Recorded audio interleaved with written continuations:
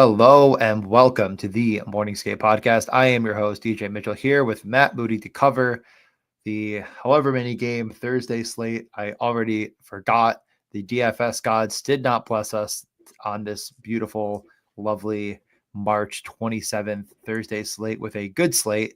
But nevertheless, we're here, we're grinding, we're finding all the plays because money is still up for grabs. Okay. Is 5K better than $0? I'd say yes, personally, but who am I to judge your pocketbook? Matt, how are you doing? Wednesday as we record. Yeah. Thursday is golf day. Thursday is baseball day. Thursday is NCAA basketball day. And yes, Thursday is technically a hockey day. There are tens of dollars to win on DraftKings here. And so, yeah, we have 10 games, by the way. Some of us have actually prepared for the slate. Others, just kind of roll in with their Paul Skeens jerseys, and they're just ready for baseball to start. Not here yet. Paul Skeens jersey comes tomorrow. Well, just in time for the big game. I guess that's true. I got to fix this. This is bothering me. I keep adjusting my body and not the camera to be in the middle. There we go. Now I'm more centered between my friends, Brian and Willie here. I got the Paul Skeens jersey for my bachelor party. You know what? I'm just going to tell this while you're still typing away. So, we're going to the Pirates game, the Pittsburgh Pirates. I'm actually wearing the hat right now. I've become a fan overnight. And good time, me and 20 of my closest friends, not an exaggeration. Thought, it'd be really funny is if we all dressed like real pirates. Does anyone want to do that? Had some yeses, had some nos, talked to everybody. Everyone's kind of like, yeah, like it's funny, but in reality, we're not going to do that. So I was like, oh, okay. I mean, yeah, it's just me being stupid. I'm an idiot. Obviously, we weren't going to do that. So I was like, all right, everybody, like, yeah, that was like, if you're thinking about doing that, no big deal. And then today, everyone decided, wait, what? We all want to do that. So, Matt, did you buy your costume yet? I make no plans to buy a pirate costume. So my plan is to be a pirate, but I'm going to take the vest off the costume and then wear the Paul Skeens jersey as the vest. So I'll be a real Pittsburgh Pirate. That'll be so cool. It's going to be pretty cool. Is the owner of my company I work for going to be at the game? He told me maybe. I think he'll find it funny. Yeah, I probably won't even see him. Anyways, we move on to normal. It's not surprising that the middle-aged owner of your company is going to be at the baseball game. It's mostly surprising that you did not invite him to your bachelor party. It is very surprising that I have not actually pulled the trigger on that yet. I mean, he's a big Braves fan. Like, he loves the Braves and he tries to go see them at least once or twice a year, he told me. And he's like, oh, it seemed like a perfect weekend. And I'm like, does it ever? I can't wait. So, I'll probably say hi to him. I don't know, whatever. But it's he's cool. He's a cool guy. Yeah, you should actually, you know what? Let's invite him this week. Now that I'm thinking, let's bring him right in. Yeah. I just paid for that earlier. And my credit card company is not going to be happy with me. That's for damn sure. All right. People have been asking me about like what's going on with that baseball game. When do we pay? And you're the one that paid. You didn't say anything. Okay, let's move on. 3 minutes of you typing away, looking up random prospects that could be playing in this game, in any of these games. Now you're ready. Yeah. How was your Tuesday? Good and bad and good. I would say it was a bit of a mixed bag. So we did a wonderful, very good, hilarious, I would say, stream with John from the Badge Bros. I did my John Cena thing. I thought we made a lot of good points. We had a lot of fun. It was funny, entertaining, really the total package of what you'd want in a stream. I had before the stream, and then don't tell the owner of my company who's going to see me dressed as a pirate at the baseball game, had been looking into some stuff. I had some bets kind of ready. I wrote them all down, and I didn't have a ton of time to get them all. I wrote down stuff. That was because I knew I needed more time to get everything in, and I clicked. I don't know how I did. I truly you know how my brain doesn't work. How did I click on the assist button and not the point button for 3 players? Like, I must have been like clicking, because normally I go like shots on goal. I clicked on those first and I go to assists or points. I think I tried to click on the button just to because I normally double check, right? Like point and then point prop, but sometimes they're different on DraftKings because their algorithm must suck. I must have just clicked assists and then looked and was like, oh, better, and a lot better. I didn't even click in my head. I was just like, oh, okay, like that's better. Okay, that's better. Oh, yeah, okay. And then I was like, wait, then I saw that Coronado plus Frost for a point was plus 600. And I was like, that is what? Oh, I bet them both for assist and not point. Luckily, Coronado and Frost both had an assist, bailed me out. And my men's team did win and take first place for the regular season champs, number 1 seed going into the playoffs. So it was a good night. I ended up money on those bets because, that one bet did pay for a nice portion of my mistake. And most of my bets actually did hit in theory. So, yeah. Hold on. My DFS lineup sucked. How do most of your bets hit in theory? No, not even in theory. My actual bets that I wanted, my actual bets that I said were my best bets, everything hit but one, which was Gensel shots on goal. He missed by 1. He had 2 in the first period, never had another one. The mistake led me to Valerie Nadushkin assist over point, which did cost me that bet and the slip, which already was cost. So really, it was just the Val bet. Like, I'm basically saying that, like, it was a good night. It was actually better from the mistake, and it was 1 shot on goal from being a sweep on my best bets. Even if that happened, I would have been like, yeah, I'm a fucking idiot, and I lost a big chunk for being stupid, and, like, don't rush this shit. Like, I had time. I was just, being stupid. This was 6 minutes of me talking way too much. So, Matt, it's your turn to talk. Yeah, I had with the Shea Theodore news, I'll make it jammed Vegas. Got the Jack hat trick. I got Ehlers from Lowry overtime goal. Lowry also gets the blocks bonus on that. And I had Rasmus Dahlin, go. I think he went for 20, which is pretty good. That's basically a smash. In the 7:00 game, so I had a good night, but nothing crazy. We had someone in the Discord hit 200. Like just preposterous. I mean, 170 won the 555, which is 10 times smaller today than it was on Tuesday when there was a milli maker in the NBA going on. So, like, I don't know, man. I don't know. Like, DraftKings, whatever. Thank you for trying Tuesday. We filled it up by 2 p.m. Thursday comes. Nah, fuck the hockey guys. We'll just kick them in the nuts. But here we are, kicked in the nuts, ready to go. Let me actually. I'm going to say one thing. I'm just going to steal this over from Puck Soup. I don't remember which episode, if it was a main or not, but them talking about the fact that, like, there really aren't a lot of casual hockey fans. Like, there's not people that are just like, oh man, like MLB starts today and college basketball. Oh man, I was going to watch Utah Tampa, but never mind. Like, you're either watching hockey or you're not. Like, it's not like people, you know what I mean? Like, I know there's some people out there, the round of 64, there's a few things, maybe, the bigger events, like maybe if your college team's in the Sweet 16, you might turn that on instead. Like, I'm not saying it's a net zero, but like if you're playing NHL DFS, it's not like you're not going to play because the fucking Sweet 16 is, I just find it like so fucking stupid. If anything, having MLB out there and having games all day might get more people on the app, and people that do hockey and maybe took a break might be like, you know what, fuck it. Like, I'm going to play hockey too. Like, I do not understand this theory of like, God, these sports they can't compete with each other. It's like, what? I don't know. I don't know if that exists anymore. I think that existed before when the sports books weren't a thing, but sports betting has pretty much ruined DFS. So yeah, I don't necessarily agree with that, but in any case, I don't know how to explain Tuesday though. Like, it just filled so early. I was shocked, but anyway, shout out to Stoner. Thank you for hanging out. I know you are engaging in the comments here, so we can get into the Thursday slate without any further ado. We have Pittsburgh, Buffalo, Ottawa, Detroit, Utah, Tampa, Montreal, Philly, Washington, Minnesota, St. Louis, Nashville, Dallas, Calgary, LA, Colorado, Edmonton, Seattle, Toronto, San Jose. The first team, the road team, the second team, the home team. On this 20-team slate, I count 1, 2, 3, 4, 5, 6 teams that are green in the expected goal index. Quite interesting. It looks a little bit better when you count the actual goal index. I count, something like 10 teams that are above 0 in the actual goals here. but it does seem like the league has definitely taken a downward shift, and we're not catching some of the teams that are on the upswing. I think when I posted today's for the 4-game slate on Wednesday, most of the matchups were actually green. So it's an interesting slate.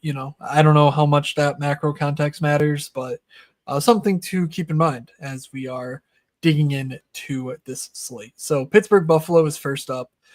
Pittsburgh and Buffalo each poor offensively, poor defensively over the last 10 games. But Pittsburgh has gotten slightly more finishing than the Sabres have over that 10-game stretch. So, yeah, I don't know. Not an overly exciting game. DJ, I suspect this game is going to be a 6.5, given Ottawa and Buffalo was. But what do we have on Pittsburgh Buffalo? It is a 6.5, plus 105 on the over. Sabres minus 142, home favorites. Starting with Pittsburgh, there's probably never been a situation where it's been more obvious and apparent in my entire time covering DFS than if you're playing the top line. That makes sense. If you're playing anything else, I don't know what you've done. Even Kevin Hayes was on the top power play with the rest of the only usable players on the Penguins, and Crosby, Rust, and Raquel. I would actually say good players, not only just usable. Only saw 12 minutes. Like, Blake Lizotte was the leading forward on time on ice that wasn't Raquel, Crosby, or Rust. And I'm not saying Blake Lizotte is unplayable, but like, boy, it's going to be tough to find a winner, in my opinion, with Lizotte, Achari, Dewar, who just frankly are their second line. That is the second line in Pittsburgh. That is the fourth line on every other team in the NHL. I almost would argue, other than maybe Chicago. Like, it's just real tough scenes. That being said, I don't think Pittsburgh won is the wrong play. I just don't know if I'm going there on this slate. Matt, are you going to try to convince our wonderful listeners that Pittsburgh 1 is fine? Fine. It's fine. Yeah, that might be the right way. Yeah. I generally don't like to stack games that are 6.5s that I don't think should be a 6.5. And so, yeah, I mean, that's just my general rule. So I think that makes a good amount of sense to continue to execute on Thursday evening. Matt Grzelcyk, 3,400. He looks pretty terrible, but he's on the top power play.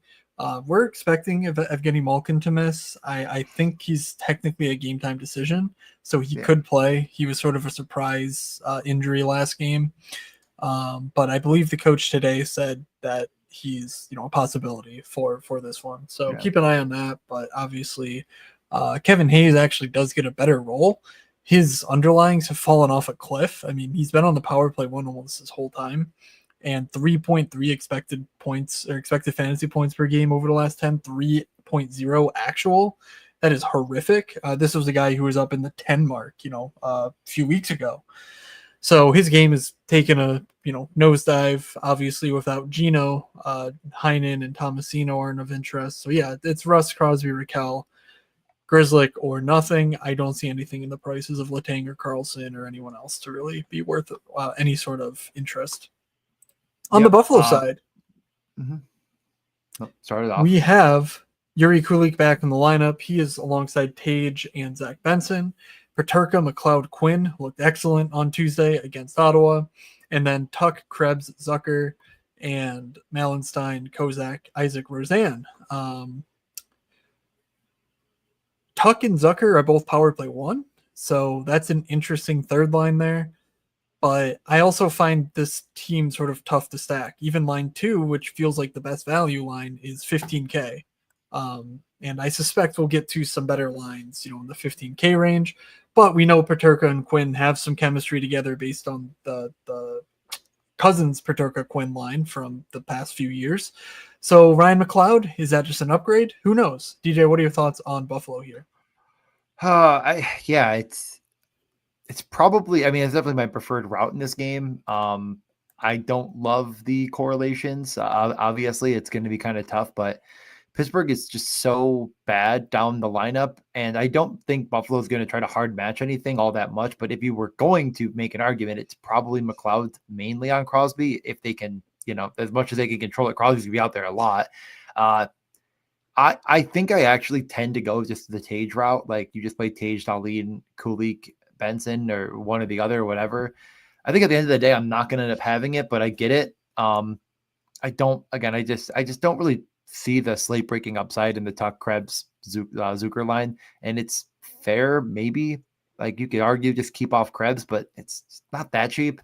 I don't know if there's an angle that's like stronger than anything else, but kind of looking at the last game, if you're saying, well, who did Dahlin play with the most? Pretty spread out with getting a lot of action with, Peterka and Tage majority, but there was some Tuck and Zucker. It doesn't really seem like they hard tried to keep that together as much as anything else. Like it's kind of spread the wealth. So I think you could be fine with any one top power play and Dahlin. So leads me to Tage, and I just kind of think that Benson and Kulik are pretty good, but I'm probably just a homer. Yeah, I mean, I played Dahlin as a one-off lastly. Full disclosure, I had Winnipeg 1 and Seattle 1, so I was like, well, I need to spend up somewhere because I had Iafallo and Newman in the lineup, and obviously that leaves you a lot of money. So I'm like, well, let's just plug in, Morrissey and Dahlin. The Vegas news came out, so I shifted everything after 7:00 lock. So I probably wouldn't have played Dahlin had I known for sure that Dahlin was playing and hadn't bet on the Badge Bros, so just sort of thrown something together lineup wise. But I think he's in play as a one-off, any slate. So 6,700, yeah, it's a bit rich, but he's fine as a one-off. Like you said, there's no direct line he's going to correlate with, so it's very possible he gets, even a 30-point game without anyone really having to get there alongside him, even Tage. So Tage is fine, Dahlin's fine, but I probably would only play Dahlin personally. Tuck and Zucker, I think, are interesting, but their prices are difficult in DFS. I put in a silly, same game parlay with the two because I was like, I like these two guys together. They didn't do anything against Ottawa, but maybe that's a move because they're both like even money for a point and both top power play, both I think they're with a good line mate in Krebs. Certainly they're better together, and I like that they're both on the power play. So a little something there possibly. Let's get over though to Ottawa and Detroit. Ottawa. I didn't really catch this watching the game. Obviously, I didn't watch like the full thing start to finish. I'm doing other things. I'm watching other games. I'm playing video games with Doug, for some of that. But Ottawa had 3.5 expected goals to Buffalo 1.3.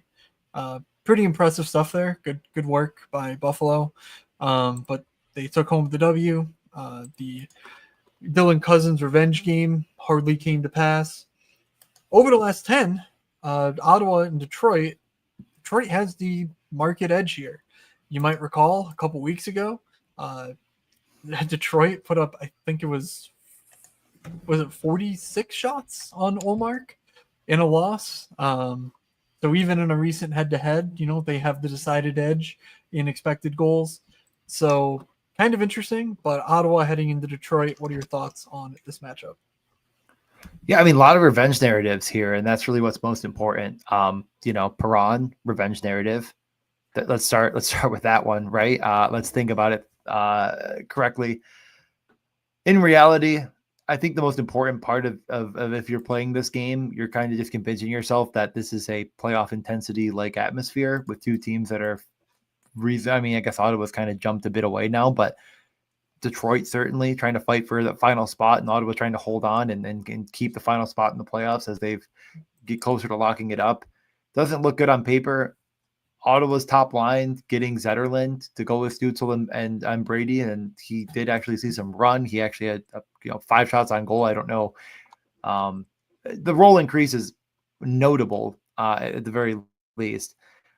I think it's maybe not the game I'm going to be buying on the Brady Stützle line, but I'm at least interested that way, and I'd probably throw in Zetterlund for good measure. But yeah, not my favorite game on the slate. I do not blame you. Cousins, Batherson look fine. Stützle's numbers have sort of fallen off once again. Just whatever.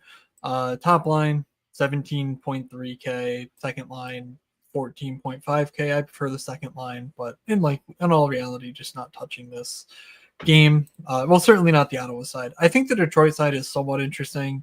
You're gonna they got do it. pummeled by Colorado, so these lines could change. But Soderblom got hurt, so Berggren took his spot in the lineup last game. That means Rasmussen, Larkin, Raymond, DeBrincat, Casper, Kane was how the top 6 looked, with Berggren, Comfort, and Tarasenko. The DeBrincat, Kane, they're 12K combined. DeBrincat narrative, he's 5,900. He's been one of the best players in the league over the last 15 to 20 games. Basically, since the Four Nations, he's been scoring. He's been shooting a boatload. And as I talked about on Tuesday, I really like DeBrincat, Casper, Kane as a line. So hopefully it sticks for us. But any thoughts on this game? Yeah, I mean, it's on this matchup. Well, yeah, I mean, it's my preferred route is probably the DeBrincat quote unquote revenge narrative route, but I don't think I'm going to have it, to be honest. Like, not a game I'm highly targeting to win on this slate, but that's, if I was going to take anything, it would be DeBrincat, Kane, Casper. All right. Mo Sider has certainly fallen off. 9.4 expected fantasy points last 10. It's not terrible, but he's 6K. Just not really doing much to jump off as far as ceilings are concerned. So an option, but I would probably just play them without a defenseman, all things considered, with Simon Edvinsson now up to 4,400. Like, I mean, I love the player, but they're really aggressively pricing him for I'm not sure what reason. All right. Keep things moving. No idea. Yeah. Tampa. Sorry. I was going to transition us if that's okay. I guess you're the host. Go for it. Tampa coming off of a just absolute beatdown against the Scranton Wilkes-Barre Penguins, 6-1. Just all expected goals, everything. Like it's one of those situations where Tampa seemingly was up 4-0 before the puck even dropped. Pittsburgh still only have 1.3 expected goals. Now they play a real NHL team in Utah, and I use real as about as much as I can. Will they stick to 11-7? It seems like it's working, so probably. But Utah on the other side is kind of priced down, in my opinion, for this matchup. So I find it at least intriguing to look at. As you've already kind of have here, the full correlated top line, Keller, Cooley, Schmaltz. I just think that no matter what happens in this world, if I'm playing Utah, Gunther's making the mix. Like, them finding their ceiling is probably coming through the power play, and it's probably coming through his shot. So I could be convinced to cross it up and play a 4-man if I was going to do it. I think it's going to be obviously very unique, and I just don't think it's quite as bad as people might assume it is. But are you considering jumping in on Utah? Not really. I just think I've seen enough Utah. I don't think they're it. So in a matchup on the road in Tampa, I respect our king Dylan Gunther, but I don't know. Maybe as a one-off, but I'd probably play. I'd honestly play DeBrincat, I think, straight up over Gunther. So, same price. Well, DeBrincat's 100 more, but if you can't find 100 for DeBrincat, I don't know what to tell you. Carconi, Hayton losing the power play job is really what does it for me. I think Cooley and Keller are pretty duplicative on a power play. I don't see, I don't know. I think their loss to Detroit was pretty telling. They just had nothing going. Detroit didn't generate much, but Utah generated absolutely nothing. I just think you need Hayton to do the dirty work that Keller, Cooley, Schmaltz, Gunther really aren't going to do on a power play. And so I'm not really stacking, Carconi, Hayton, Gunther for whatever reason at 12.7K. Just not all that interesting to me. So revenge narrative, Sergachev, anybody? Hey, now that's something. 5,300. He's playing a decent workload. I mean, again, like you're talking about a Utah team that is a few losses away from just actually being dead. Like, they are on life support. They're already just. It is like, I would say maybe 3 losses, maybe 2 from being dead. Like, look at that Detroit game, and they were, like you said, they couldn't do anything. 22 minutes for Keller, 22 minutes for Cooley, 21 minutes Schmaltz, 20 minutes Gunther, 25 Sergachev. Like, you're out of time. You can't be playing Kerfoot. You can't be playing Stunland. Like, you got to find a way right now. So even though they're not the 11-7 team, you're going to see just as much Keller and friends as Tampa. So Yeah, I'm at least somewhat interested. I'm not going to say very, but a little bit interested. I do think that they're also like not that good. And that is tough to win a DFS slate with a team that isn't that good playing against a team that's probably better. Anything else you want to mention about Utah, or get over to the better team? No, I got nothing here. So let's go to Tampa. Another blender fest for Tampa. Heading into this one, Gensel, Point, Kucherov, Hagel, Sorelli, Paul, Goncalves, Gord, Bjorkstrand, and then Glendening Gergensons, because they went 11-7. Kucherov plays with everyone. The power plays. Kucherov just whenever he feels like it. It did look like Hagel, though, got run with Point, Gensel, Hedman rather than Bjorkstrand, so keep an eye on that. I also saw Sorelli got run without Kucherov with that unit for a minute, so like it's just anyone's guess. Is like, you play Kucherov, you pick a couple guys with it, and that's about it. So worth noting, Chernak got hurt almost immediately, so they might not be able to go 11-7. Or was it Chernak? I think it was. I don't think I updated this. Yeah, this should be McDonough. So yeah, Chernak got hurt. 4 minutes. Yep. Yeah. Chernak almost got hurt immediately, so they might just go back to the 12-6 setup. They actually did call up Cam Atkinson too, so he could slot in here, and it's a bit more normal. It's a bit easier to stack, but 23K for Gensel, Point, Kucherov. I'm not against it, but I'm not overly excited by it. I kind of enjoyed getting a 3,800 Bjorkstrand to just throw in on a power play. When he was definitely power play 1. If I do anything, it might be Kucherov, Yanni Gord, Bjorkstrand. Yanni Gord and Bjorkstrand are 7,300. You add in Kucherov, that's about 16K for 3 players who probably aren't all assisting on goals, on the same goal. But if they score 5, I like that more than chasing Sorelli points, for example, at 5K. Yeah. Yeah. I don't really have I think they're a bit of a God. Like I want to say that Tampa 1 is good, but I don't think that's all that brave. I think that the better take could just be to play the Hagel line, but I don't know. Honestly, I feel like Tampa is going to be the team that puts me in a blender like 7 times tomorrow when I'm trying to build. I think I'm gonna I want to play something here. I just don't know what it is, and I feel like last game is stuck in my head too much, and maybe I should just throw the 6-1, just absolute beat down out the window and try to figure out what this is going to be. Because, like you're saying, not only were they down a forward, they were down a defenseman, and these guys still got a ton of run in a game that they were up 4-0 before, I believe. It was a classic Jari give up every goal game that we haven't seen in a while. The power plays were also a mess. Like everything was kind of a mess because of it. So it's hard for me to judge what I want to do, I think, right now until I take more time on this. But at the end of the day, do you think that Tampa's going to be piled on? As for his ownership? I don't. They were like 20% last slate. I don't see it getting out of hand here. Like, I think 20% is totally reasonable.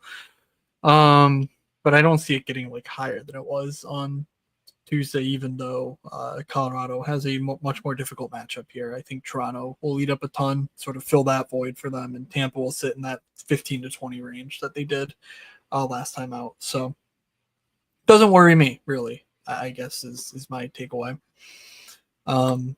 Montreal and Philadelphia is up next. Speaking of teams that could take some ownership, this Flyers team is obviously just on life support.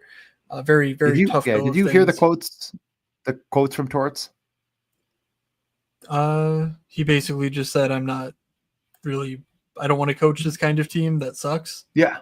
I would say that's a good summation. It was like, we're bad, and I hate bad coaches or bad teams. I hate coaching bad teams, and it's like, oh, okay, that's not fun. Fun. It's like, oh, I guess it wouldn't be like, okay. I suppose my take is I'm glad. I feel like you should not like to coach terrible teams. It'd be worse if you went up there and said, this team sucks shit, and I love it. There's no pressure to win. I just get to show up to work every day, sip my coffee, and go home and pet my dogs. So, you know, I like, what are you supposed to say? Yeah. Like, I don't know. I don't really. No, I know. I just checking in on you, just seeing if you've watched the news. I don't know if you're following the league as closely as I was. I'm sorry, my bad. It's like, it's just their goaltending situation is a disaster. I mean, that's just, we've known this, and it just remains true. They've been the league's best defensive team by expected goals. And sure, you can argue they're not the best team defensively, but they're certainly not a bad team. You don't go from this level of 0.61 expected goals against above average, you know, in the negative direction, tops in the league, to 1.41 more goals against above average than you would expect by virtue of like being terrible defensively. That's just your goaltending. Your goaltending is letting you down. Like, and that's very clearly what's happening. You know, you watch the games and it's just like, yeah, these guys can't buy a save. And so Sam Ersson was fun for a minute there. You know, he didn't sustain it. Yeah. And that's about it. And what can you say? This game, that could change. Ersson could have a great game because guess what? Goalies do that. That's just the way goaltending works. And so I'm sort of just inclined to continue betting on the process here, where I'm just not really targeting teams against Philly because the volume is tough to come by. And I want volume out of my shooters. You know, I want volume out of Cole Caulfield, Patrick Laine, you know, Slavkovsky. And I just don't really see it getting there, especially at what I imagine will be 10-15% ownership for that line as a whole, because they've been very good, but they're 20.1K. So DJ, what are your thoughts on Montreal? Yeah, no, I mean, I think Montreal's a good play.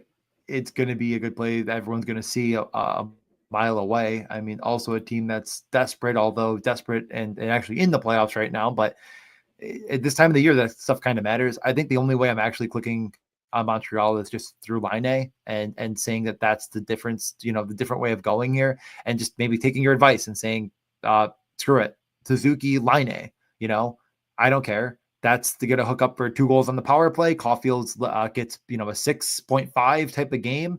And Slavkovsky is overpriced now, like a guy that was sort of always on the, man, is this guy going to get there? Well, he's getting there now, and he's priced up over Patrick Laine. So I think that's the only way I'd play it.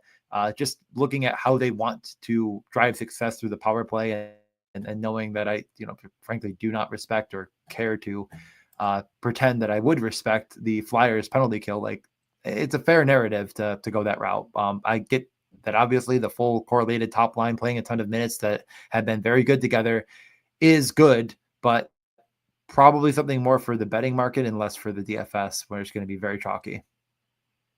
All right. On the Flyers side, they did go to a 5-forward power play. Konechny, Kachuri, Michkov, Forster, Bobby Brink.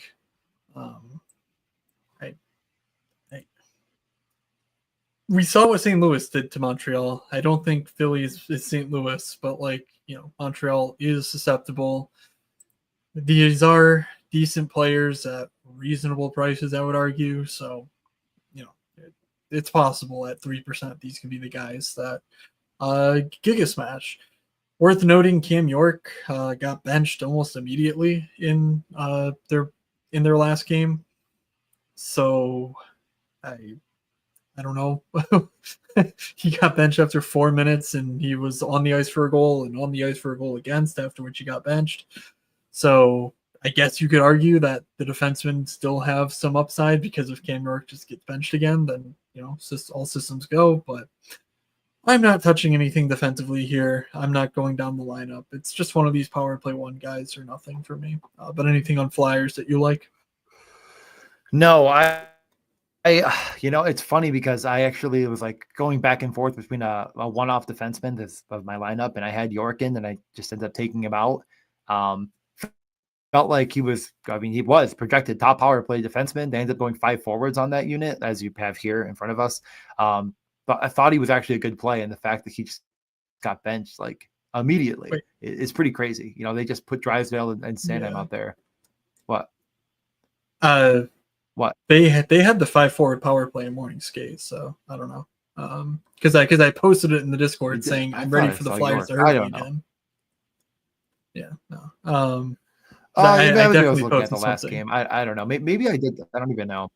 I'm trying to remember why I got off York, and maybe I actually like double checked that he was on the top power play before and got taken off. I don't even remember now. It was such a blur making that lineup after the stream that I'm like, like maybe I did notice that. Now my brain is clicking. It doesn't matter. Regardless, he played 4 minutes, and I thought, oh crap, he must have got hurt. No. He got benched, of course. It just right. stupid. Stoner, I guess, is What? all in on Montreal here. He did hit what did he hit? The Hudson Holloway points prop last slate. So, hey, maybe follow the Stoner into a top line Montreal build. Anyway, it's Holloway, and that's me saying that, but Holloway. Yeah, you do not have the right to comment on anyone's spelling of anything. Okay, yeah, no, there's in reality, there's nothing interesting on the Flyers. They're very bad. But if you played Couturier, Konechny, and Michkov, all the power to you. That's the only option that exists here. Let's get to good teams. Washington at Minnesota. Washington has been shooting and they've been scoring. They've not really been generating scoring chances, but hey, it happens. Minnesota been on a pretty solid run of defending and goaltending.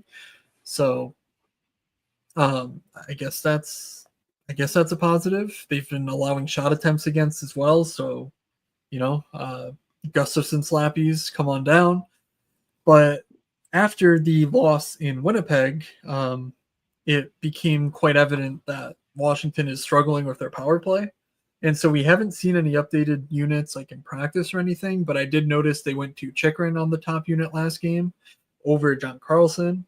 I would not be surprised at this juncture if they went to a McMichael or something on the top power play in place of a Dubois or Strome or something, just given the way that they've been playing.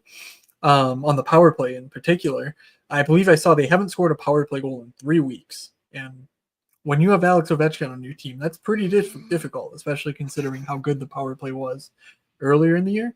So I wouldn't take these lines as gospel. I would definitely keep an eye on it. I would totally consider Connor McMichael in this spot. 4,100, he's the cheapest of the top 6 forwards. Again, they're looking for that spark. I think Carberry's bag of tricks, Connor McMichael is at the top of the bag when it comes to reaching in to try and pull out something to spark the offense. So Protas, Strome, McMichael, Dubois, Tom Wilson. Like I said, Chychrun power play 1, Carlson power play 2. DJ, what are your thoughts on this one?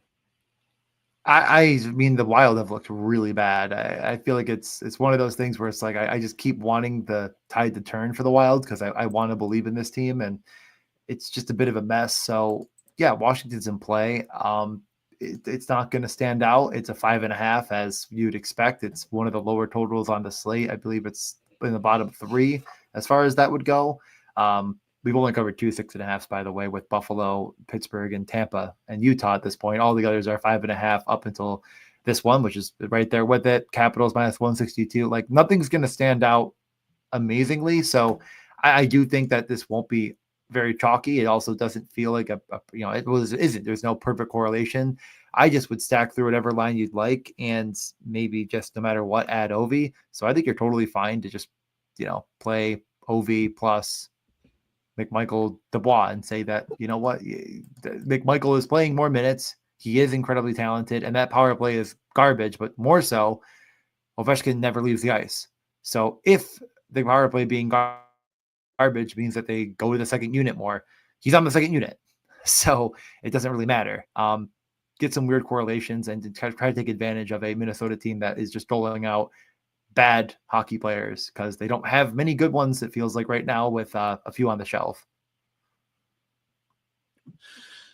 Yeah, looking at the Minnesota side, we did get reinforcements in the form of Jonas Brodin against Vegas. It didn't help much. They got run over by the Eichel 5-man unit, so that'll happen. They blendered the rest of the lines, so I didn't know what to put in. So Boldy, Rossi, Zuccarello, Johansson, Gaudreau, Nyquist, Hinostroza, Hartman, Trainian. I saw Trainian playing with Gaudreau and Boldy at the end of last game, so your guess is as good as mine is what they actually go into Thursday night with. I don't have any interest in it. I think we've seen enough from Washington to know that they're a decent defensive team at worst, and Minnesota simply cannot score. Yeah. Nothing to add. I mean, I can't imagine. Like, it is one of those situations where it's going to be so unowned that maybe there's a thread of Matt Boldy at 6,600 that you could pull on. I just don't know if I'm playing a single other player in this game. Like, he's a one-off. I don't know, but I'm not going to do it probably. All right. St. Louis at Nashville. The rainbow chart shows neither team looking all that good. Kind of interesting because Nashville, hasn't been the picture of defensive strength all season, but their last 10 actually look pretty solid. Even results-wise, they've been getting pretty good goaltending. So it's negatives across the board. St. Louis, a relatively down-tempo team. We know that. But St. Louis has been scoring, and that's, the one thing that you could point to for this matchup. I think, though, that the prices on the road for these Blues pieces are just a little tough to swallow. Robert Thomas, 6,600. The top line, assuming Buchnevich doesn't come back, of Bolduc, Thomas, and Neighbors is 16K. Holloway, Shen, Kyrou, 17K. Like, you're talking about, legitimately good lines. And I think Holloway, Kyrou, maybe Shen is legitimately good, but I'm leery to buy in at, top end prices. Call me crazy. I don't think Dylan Holloway is a real life 7,500 player in his NHL career. So like 6,300 is probably buying the top if you subscribe to that logic. So I don't see much here worth digging into. I will just note Dvorsky did not play last game. I guess Sundqvist was rested on Saturday or Sunday due to maintenance, and then he played. So no Dvorsky. I guess no problem. Obviously, they took care of business against Montreal 6-1. So, but just a solid team, but not a ton of fantasy relevance, I think, is the moral of the story. What are your thoughts? Yeah. I mean, Soner is out here like, oh yeah, that random Blues defense. But yeah, Philip Broberg had 4 points, a goal and 3 assists last game. Don't think you need to put your running shoes on, but that pairing with Justin Falk was just, I mean, it was +5, I think, in the 6-goal game, or +4. No, maybe it was +4. Really, really, really sound together. And they kind of spread the wealth through the lineup, though. I mean, Robert Thomas is just so, like, it's so hard to not include him. Yet that second line, that perfect correlation, Holloway clearly just smashing right now. But I think you're buying the peak in a game that people will be okay buying that peak because it's just kind of a comfy click and it's not that expensive. People think that Nashville is maybe this bottomless pit, but while they are, it's a bottomless pit that doesn't give up a ton defensively still. They're just bad. Their problem was always not scoring, and I guess Korchakov fixed that for them, and they scored like 3 on an expected 1. I think this game just doesn't profile to have the Slate winner, but the efficiency can override everything. But on the other side of the coin, also difficult to sit here and say like, oh yeah, I'm clicking the buttons against St. Louis, who I just continue to say is better defensively than people thought, and yada yada.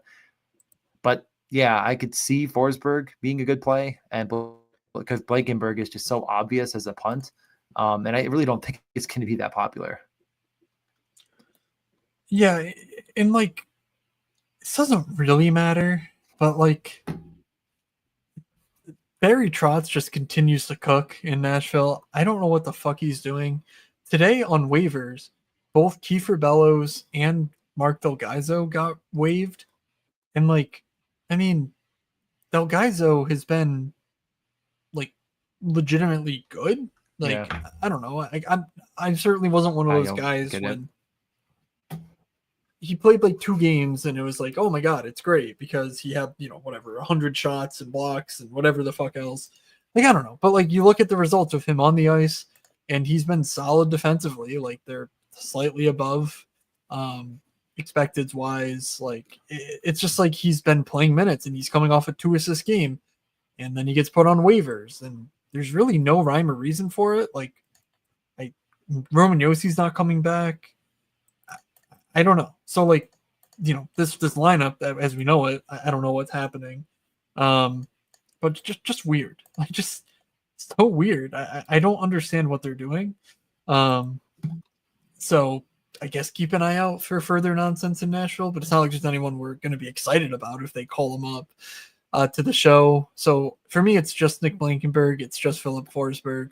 3,100 Blankenberg, 7,400 Forsberg seem pretty cheap for their profiles and for their current power play one job. So for different reasons, obviously Forsberg's in a class of his own, but like those prices just feel a little low. So you could go there, but I'm not like, rushing to play Nashville against St. Louis here.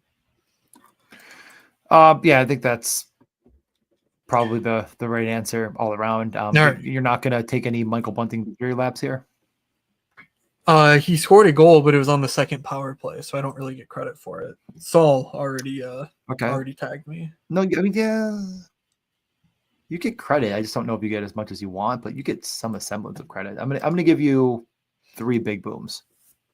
Okay, I take no credit. All right, Dallas at Calgary. Hopefully at 10:15, we got warm-up lines for the Stars for Wednesday night. So yes, the Stars on a back-to-back here. It just looks like the only change versus what I had is Evgeny Dadonov is out for in for Maverick Bork. So yeah, that looks like it. Robertson, Hintz, Rantanen, top line 20.6K. Marchment, Duchesne, Granlund, 14.5K. Ben Johnston, Dadonov, also 14.7K. Casey DeSmith, likely to go here with Ottinger going on Wednesday night. They're heading into Calgary, who got vastly outplayed by Seattle, but still won because Dustin Wolf. Does that sound familiar? DJ, what are your thoughts on Dallas and Calgary? God, I mean, Dallas on a back-to-back against just a goalie that's just never going to stop tilting us is difficult. And I think more than anything, they just really haven't been that good. Like it's kind of maybe it's just like my mental state of betting them to win the cup and everything feeling like it's gone the right way and the sports books agreeing. And then you watch them play and you look at the numbers and you're like, this team's going to win the cup. Like this is the team that's going to win the cup. This is, I just haven't seen it. And maybe it's the perfect time to buy on them, right? They haven't, I don't think it's going to stand out.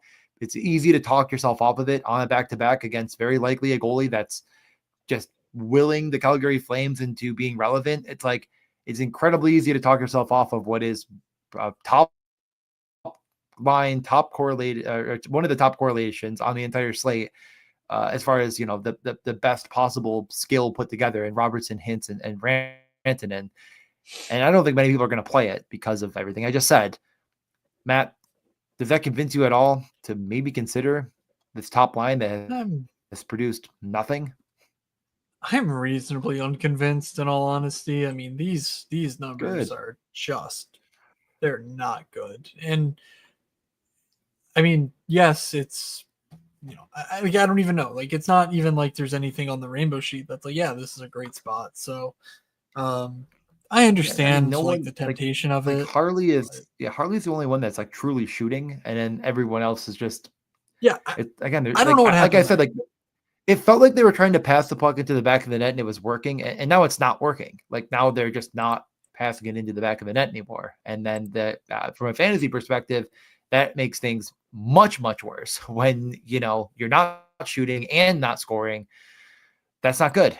You want to at least have one of those to play them in DFS, but eventually it's going to probably get back on track, like one way or another. The Harley Goat took a few games off.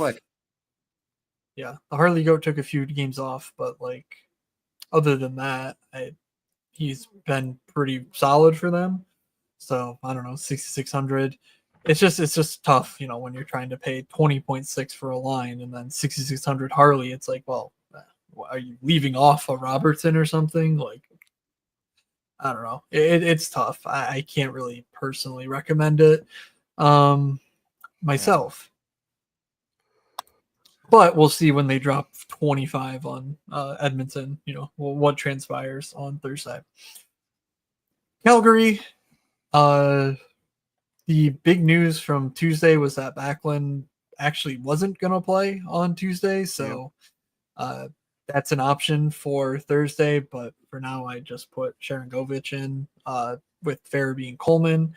I think it's possible that Backlund comes in and Sharangovich just sits out, given they called Pospisil maintenance when he missed practice on Monday. So, like, you know, if Sharangovich doesn't have a center job, maybe he just doesn't have a job, rather than breaking up this vaunted fourth line of Ryan Lomberg, Kevin Rudy, and Adam Klapka, who are sufficiently good at being very bad but playing very few minutes. What that does is it raises the minutes of the Nazem Kadris of the world, of I guess Frost, Huberto, Coronado, but Kadri in particular has been great. I think he's the only guy I would consider from this entire game. 6,400.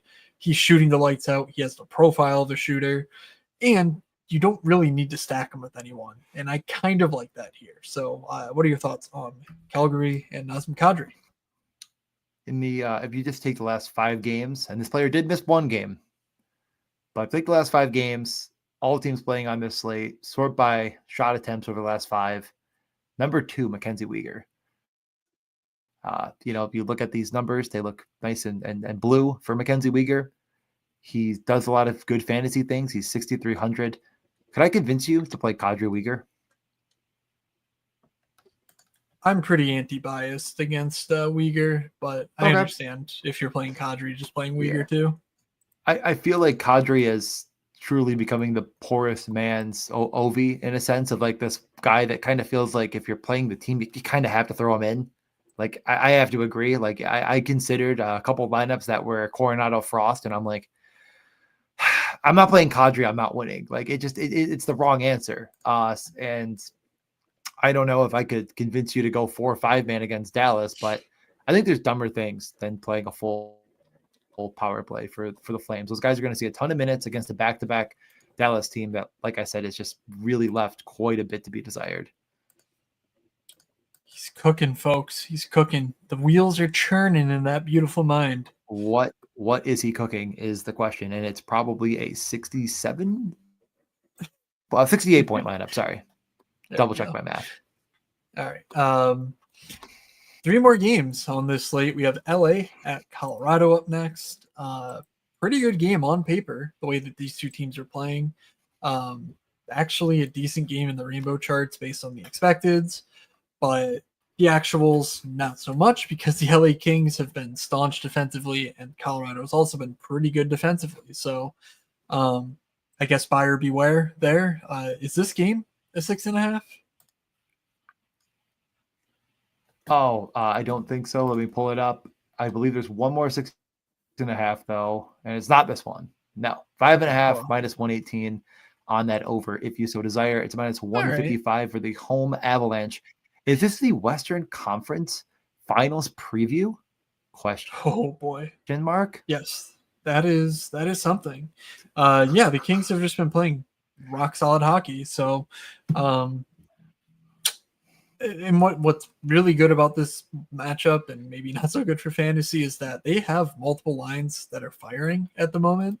You know, it's not just the McKinnon show in Colorado. You know, he's doing his part for sure, but like, it's not just that.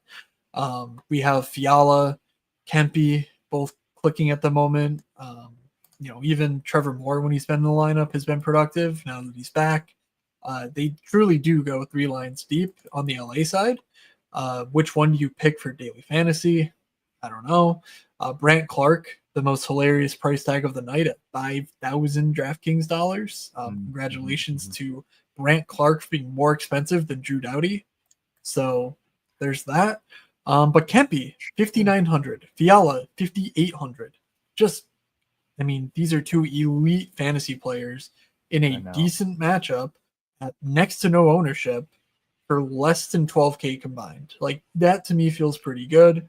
Doesn't even matter if you play them with line mates, if you don't. Like, I just think you take those 2 building blocks and you say if LA scores 4 goals, and there's probably a 40% chance that happens. Maybe not 40, 30% chance that happens.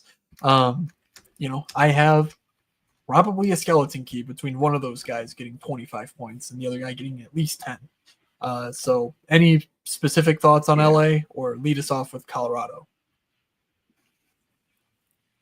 I think you covered that really well. I honestly have never, ever had a problem with the little Kempe Fiala action. So we can move over to Colorado, and I'll start again by saying that you may have been onto something or right, but when will it break? And that is on McKinnon. And it feels like every night, if you're playing cash games, McKinnon's been fine, but he's not really winning slates. He hasn't had one of those scores since March 6th. No, not that long ago, 20 days ago. He had a 50 burger against the San Jose Sharks, but they're not playing in San Jose. They're playing in LA. It's always on the like there's a chance, but he's only playing 17, 18 minutes as they kind of maybe wind down on the needing Nathan McKinnon to do everything. And they actually have a real second line and arguably a real third line. I know you'll argue for it. They don't need to play him 20 minutes. And when he's not playing 20 minutes and feeling like he has to shoot the puck 10 times, he's probably not worth 8,800. So yeah, last slate kind of felt like they could have gotten there anyways, regardless of it. Just kind of needed one more thing to break right for that line to maybe put him over the edge and get a couple 3-point nights in the mix. And it's always there, right? I mean, we know the talent. McKinnon is, I think, inarguably a top 4 or 5 player in the league, arguing with the toughest critics like Matt, or many people would consider him just to be under McDavid. But I do think it's a much tougher click. It's a really tough price to pay, and I'm not clicking it without Cale Makar. That was my stance. I almost came off of it, and then I finally went back to it. Last 5 games, Cale Makar, 10.8 shot attempts per game. Of course, from defense, it's tough to get all those on net, but that's the guy right now that's really, really, really clicking on all cylinders from a fantasy perspective, and I just wouldn't leave him off. You're looking at double bonus upside and obviously multi-point upside. So if you're playing Colorado, I think it has to funnel through him.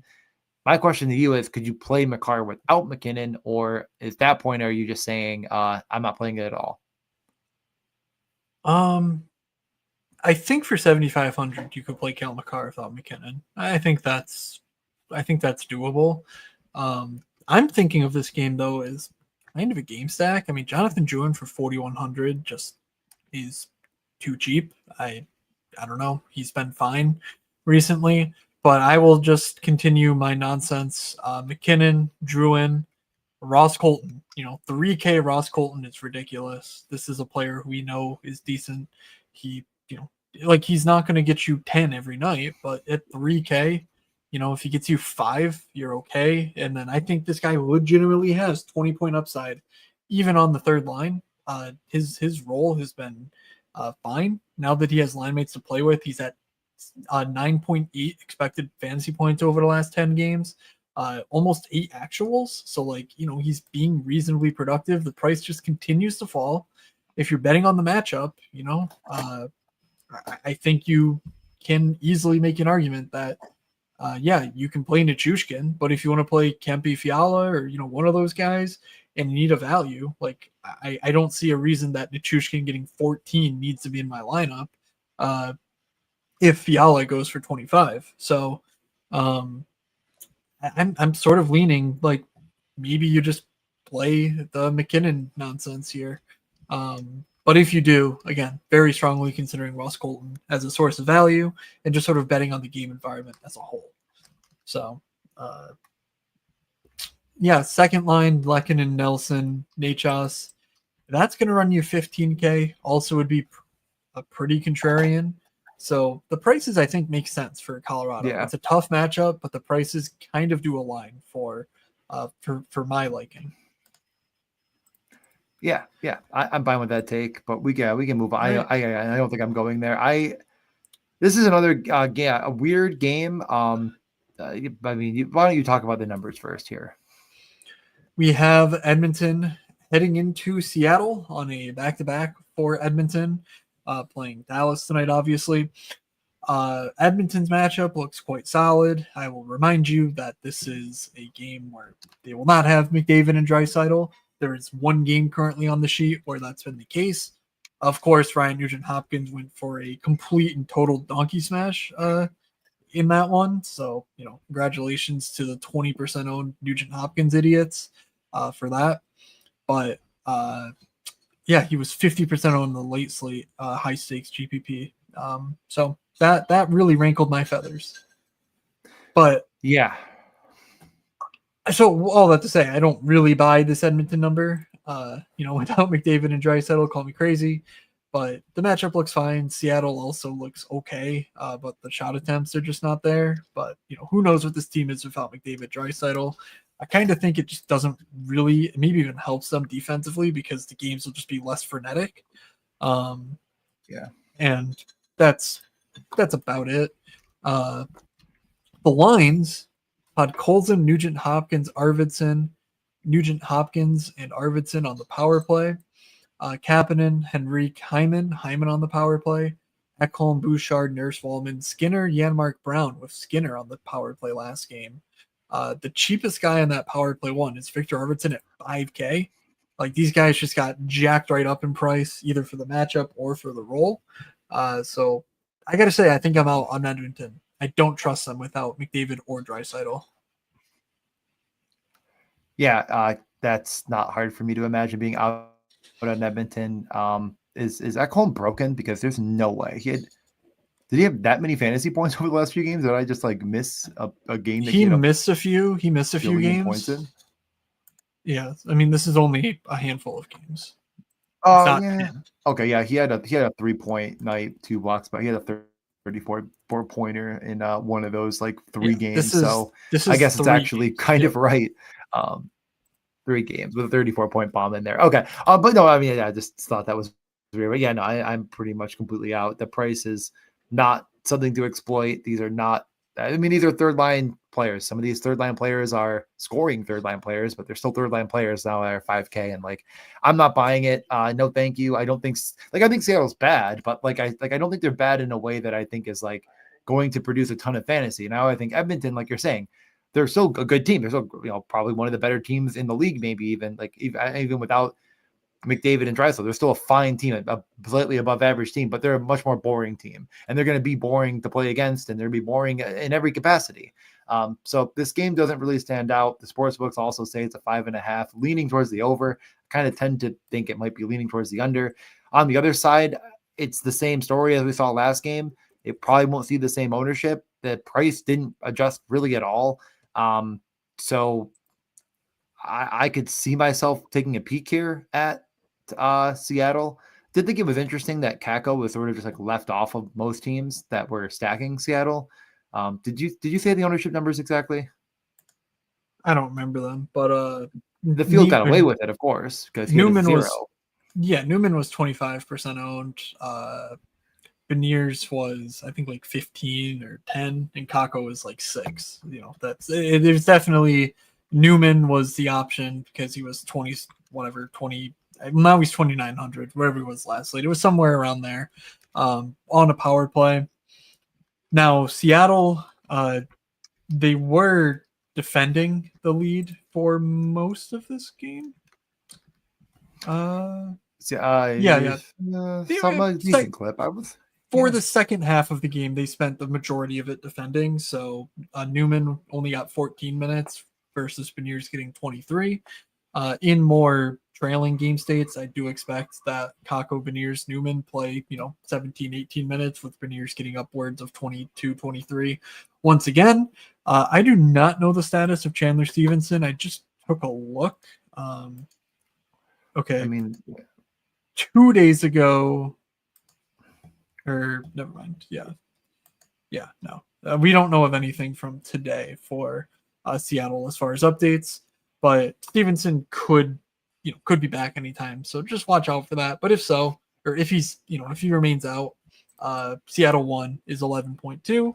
Absolutely no problem stacking it, doing whatever with it. You just got to be wary. Newman is going to project well at this juncture. Now that the projection systems have seen him produce in limited samples, he's just going to look good at this price with that role, line 1, power play 1. So use your brains, people. Just make sure that if you are stacking Seattle 1, you feel pretty good that the rest of your lineup is unique, because you're going to be funneled to a lot of the same higher end plays, such as Kucherov, McKinnon. So and the last game of the slate also.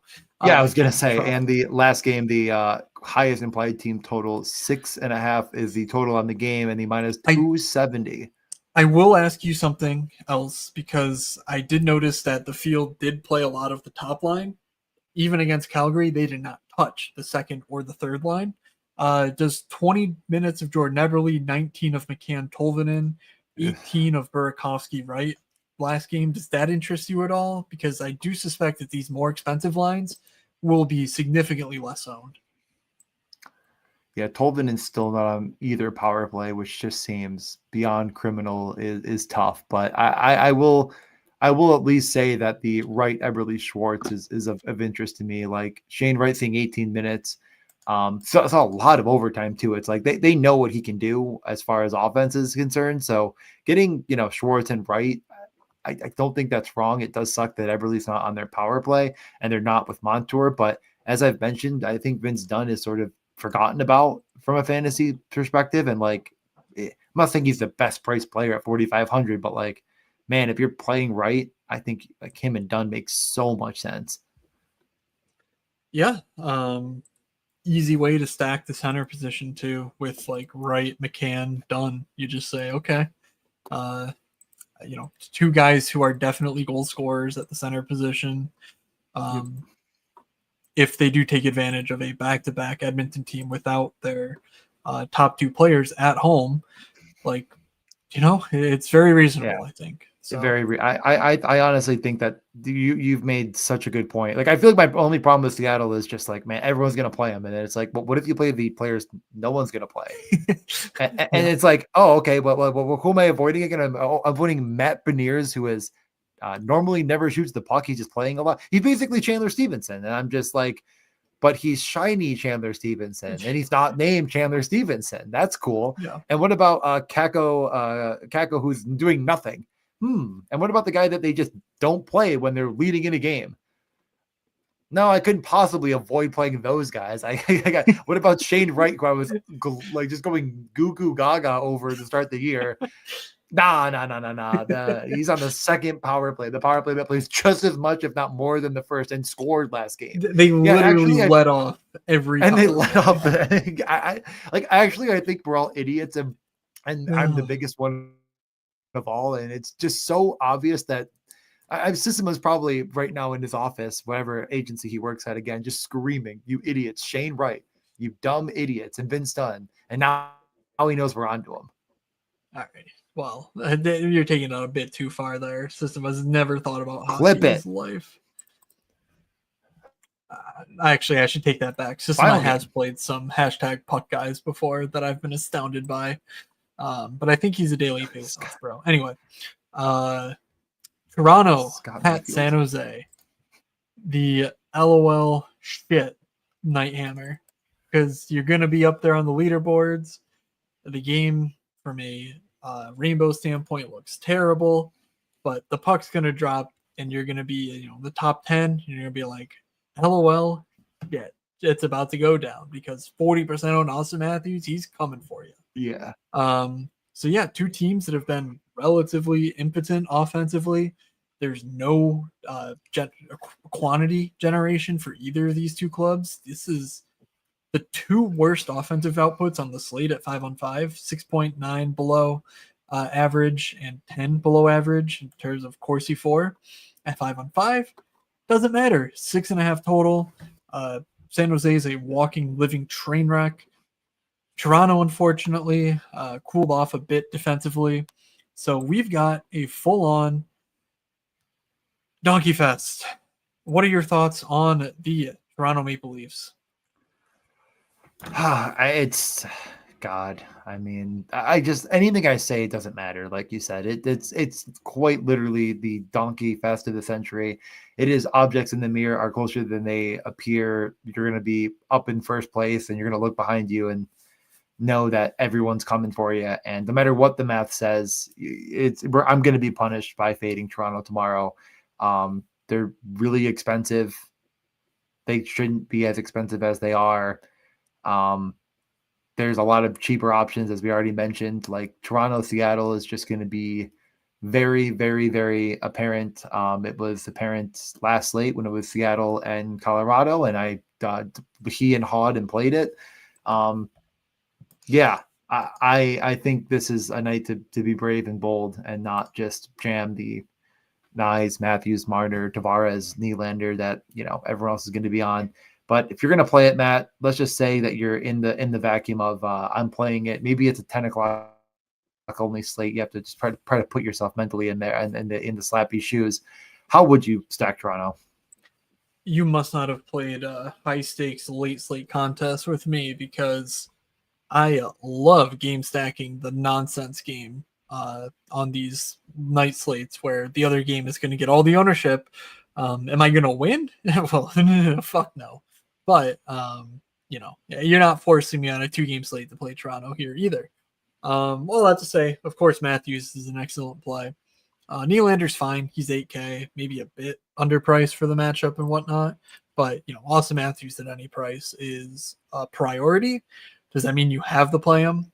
Again, probably not. If Austin Matthews puts up 25, can you win without him? Almost certainly yes. So the stacking options being so weak, at a 23K price tag makes it more appealing to play Matthews as a one-off.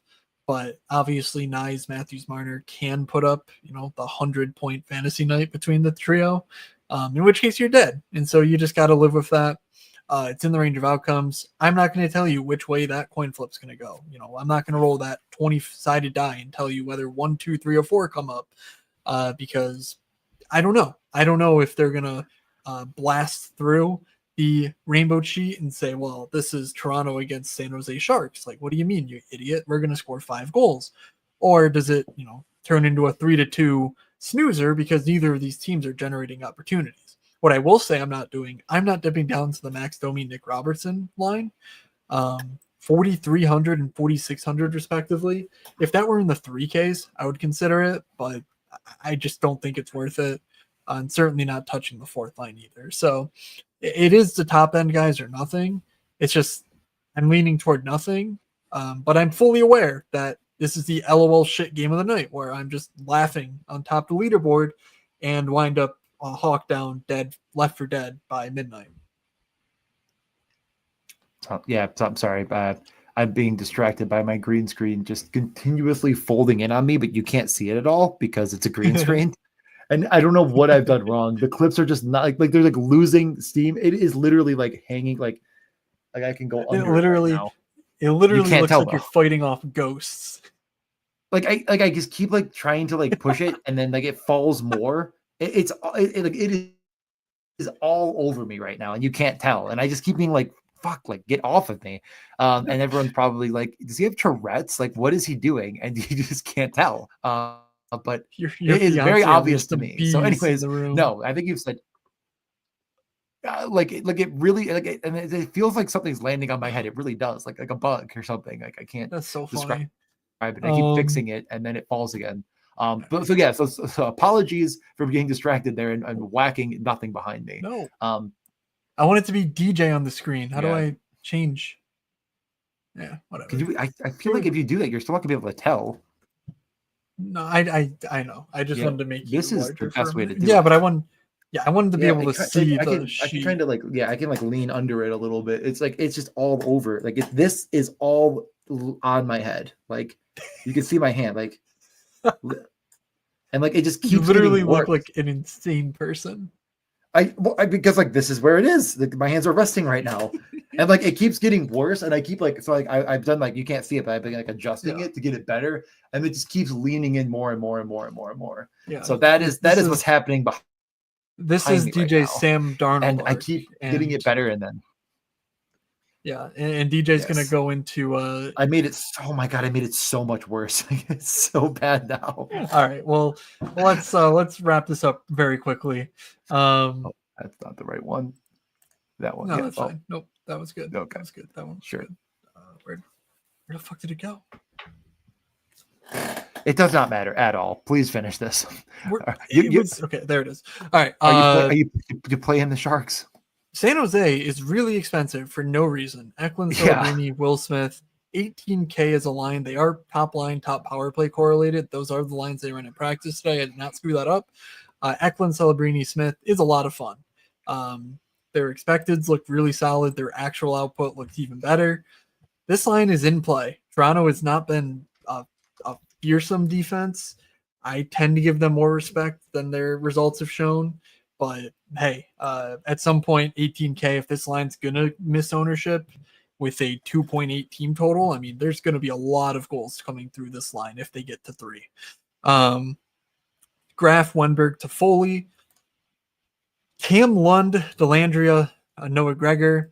Cam Lund, I did not look much into. He's not the sort of super prospect that I would be fawning over at this point in the year. He looks okay in the NCAA, but again, he's not on the DK slate, so it doesn't really matter. But he's a recent early second rounder, basically late first rounder, 2022, with a decent shot portfolio, but just not much by way of point production. So I don't know what he did this year. Maybe he giga smashed his whatever his junior season or whatever season he's coming off of. But him, Dellandrea, Gregor, not much fun. Grunstrom, Ostapchuk, Goodrow, not much fun either. Luca Canyoni. The G is silent. I caught that in the broadcast, but now it doesn't sound right coming out of my head or coming out of my mouth. But he's going to be paired with Vinny Darnay. He's going to be top power play. He's going to be 3,500. We like the player. I don't really like the price, though, in all honesty. Yeah, not playing enough. I just don't think he offers enough floor stats to be worthwhile. So I don't know. Not for me, but he's an option if you're stacking San Jose for sure because of the price tag and because of his power play involvement and ability. All right. Top stacks, guaranteed goals before you get eaten by the Goblins. Let's talk about it. Yeah, the ghost of my green screen. I was actually thinking about if I turn it off. I'm just gonna try really quick. We've clowned enough already. Let's see if I turn it off if it can see it. I did. Nothing changed. I think I just look a little worse, and then I look a little. Yeah, it's just nothing changed at all. Very cool. It basically was one of those things where you try to look for the changes. This went away. Want me to do it again? It's not off right now. No, it's fine. It's off now. You have a top. It's on now. It actually looks better off. How is that possible? Okay. No, I kind of blend into. Okay, I'm going to move on. We can worry about this another time.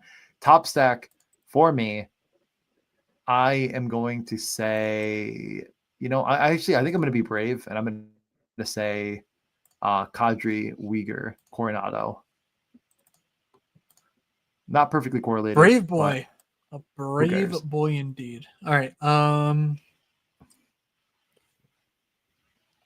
Yikes. It is a slate, isn't it? It's a slate. It's a slate. That's why I'm kind of just if the slate absolutely sucks, play something no one's gonna play with players that are actually doing something. All right. Give me these players are doing something in Calgary. Give me let's just build around the game stack in LA, Colorado that I alluded to. Let's do Kempe, Fiala, and Quentin Byfield. Okay. I'm going to go with Wright, Schwartz, done. Give me the game that on last slate, the game stack of last slate that now becomes the 2 stacks of this slate. Both back-to-back teams in Edmonton and Dallas. On the road matchups in Seattle and Calgary, they got to go out, they got to travel in some capacity. One's going road, and one's going home road. And they're just going to run into brick walls. The brick walls known as Wright, Kadri, Coronado, Schwartz, Uyghur, and Dunn. Sounds like the longest law firm name I've ever heard. Wow. All right. Did I really say Calgary, Seattle? Okay, sorry. You did. Okay, cool. I'm not going to do much better, in all honesty. Let's go with Washington. Let's go Connor McMichael, PLD, and Jake Chychrun. And we get one top power play guy at least, plus power play 1 Jake Chychrun. Take advantage of that. Go in the mid-tier. Live dangerously. Go Thursday. Go baseball. Go golf. Go tennis. Go college basketball. There we go. Hockey, college hockey. Thank you. Right.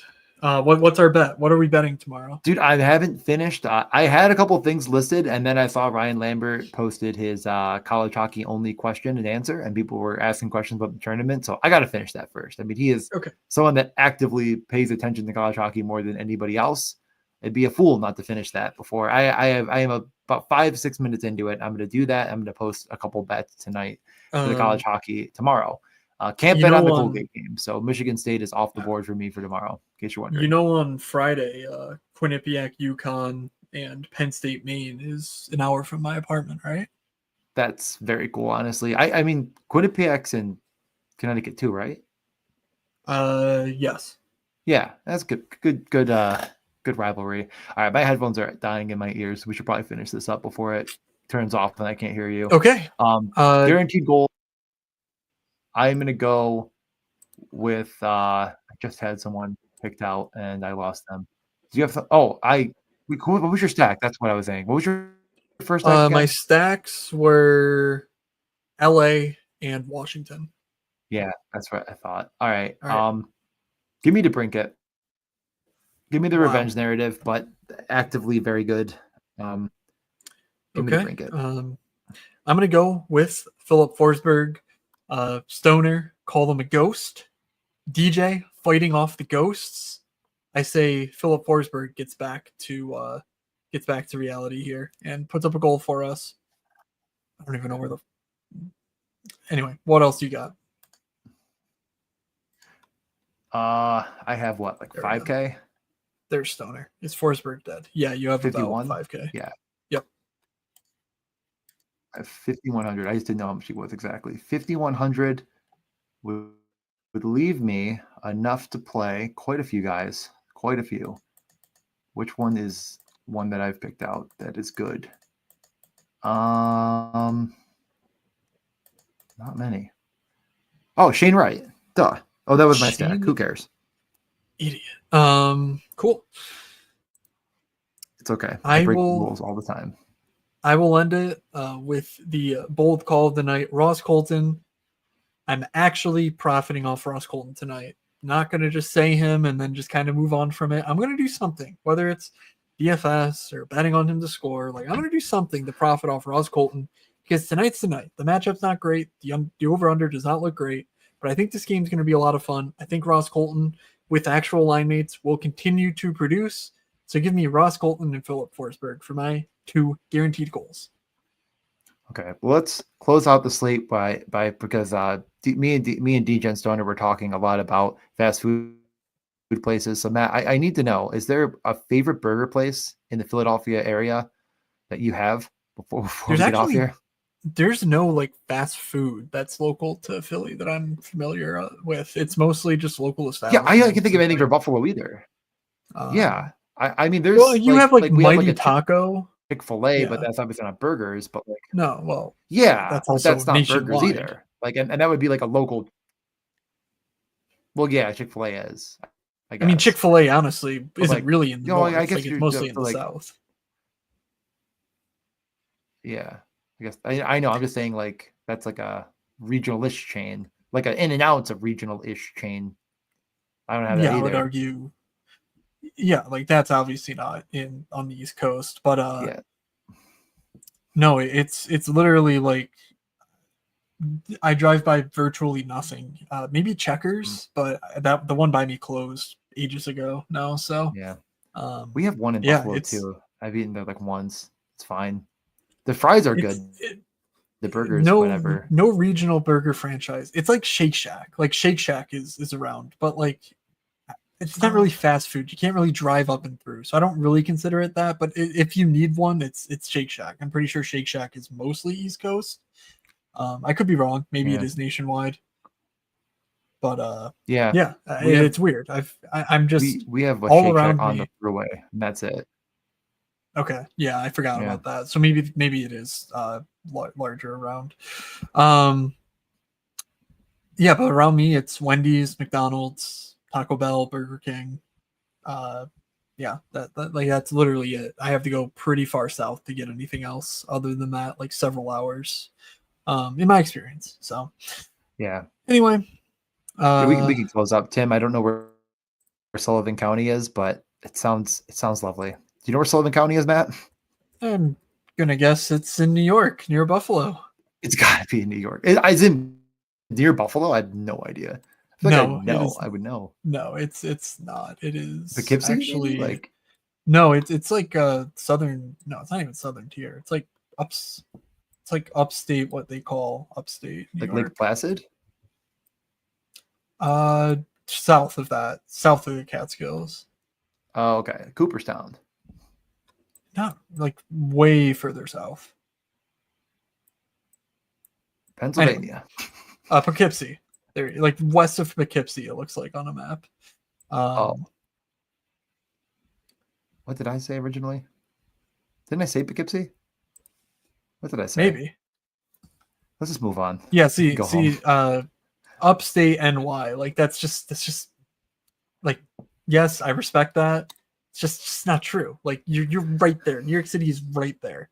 We grew up in the great city of Rochester, New York. That is several hours from Rochester or from New York City. So you know what? Yeah, let me leave our stoner friend with this. Look up garbage plates. Look up what a garbage plate is, and check that out, and then report back to me on our next stream what you think, and then we can close out on that note. That's what we ate. Those were our burgers. That our burger places were not burgers; they were garbage plates. Nothing better in the world. So, yeah, we're from we're from Canada Light. Rochester, Buffalo. No, I've told this before, but in college I was nicknamed Canada because trying to describe where I was from to native New Yorkers, New York City folks, they could not consider upstate as anything beyond Sullivan County, for example. Even then it was Westchester. But let's get out of here. Thank you to everyone in the chat for hanging out. I cannot believe you do not know what a garbage plate is, bud, but enjoy. He lives in Colorado, dude. Like, why would you know? No, I'm just saying, if you're going to love it. I mean, like, what's the guy? I'm trying to think of the comedian. Jim Gaffigan came to Rochester and like tried a garbage plate and then like made it like a whole social media thing that like him and his family just kept making them, and his kids were obsessed with them. And I thought that was very funny. And that's like the one thing that blew up that some people found out about Rochester, New York and garbage plates from that. But yeah, we can. I've spent enough time talking nonsense on this podcast. I talked like 9 minutes of it to start, and here at the end, I give everyone what they really came here for, and that is us talking about burgers. And that is what I'm going to be putting up tomorrow. 50 burgers in my lineup. Bang! Let's get it. Thank you all for hanging out. Again, if you missed the Badge Bro show that we did on Tuesday, go check that one out. We had a lot of fun. Zamboni drafting, underdog, playoff, best puck. Very interesting, very beatable game, I think. So make sure you go check that out. And make sure you get on the Discord, and you make sure to follow us. I'm at Fake Moods. DJ's at DJ_Mitchell94, and we are at Morningscape Pod. DM us if you want in the Discord. Thanks for hanging out, guys. Have a good one. From Doug, from DJ, from myself. Have a good Thursday, everybody, and we will see you.